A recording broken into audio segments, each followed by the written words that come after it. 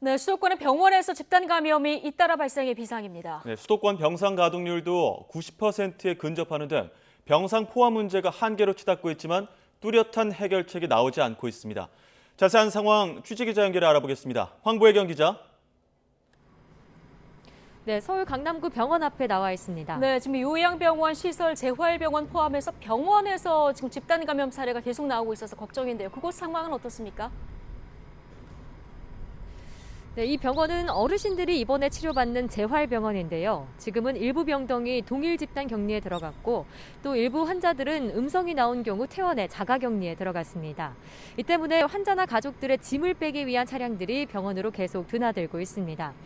이곳에선 지난 19일 병원 종사자 2명이 처음 확진됐습니다. 지자체 집계 결과 환자 24명, 종사자 22명 등 모두 46명이 집단 감염됐습니다. 환자들이 재활치료를 받으면서 접촉이 이뤄져 감염이 전파된 것으로 보입니다. 서울 성북구에 있는 대형 병원에서도 집단 감염이 나왔는데요.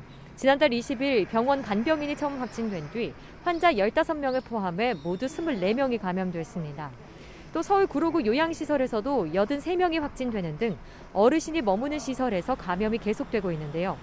방역당국은 고령층을 중심으로 돌파 감염이 늘고 있다며 올해 안에 60살 이상 고령층을 대상으로 추가 접종을 실시하겠다고 밝혔습니다. 네, 지금 코로나 중환자도 크게 늘고 있는데 현재 병상 상황은 어떻습니까?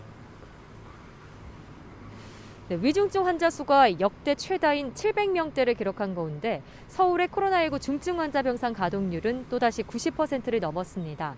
수도권 전체로 봐도 병상이 90% 가까이 다 찬 상황입니다. 이런 가운데 병상을 하루 이상 기다리는 환자 수는 모두 842명에 달합니다. 의료 대응이 한계에 다다르면서 방역당국은 재택치료를 기본 방침으로 하고 있는데요. 한 달 새 3배가 늘어난 1,174명이 현재 재택치료를 받고 있습니다. 정부는 재택치료 키트를 포함해 의료 인력과 심리상담까지 지원하겠다는 방침인데요.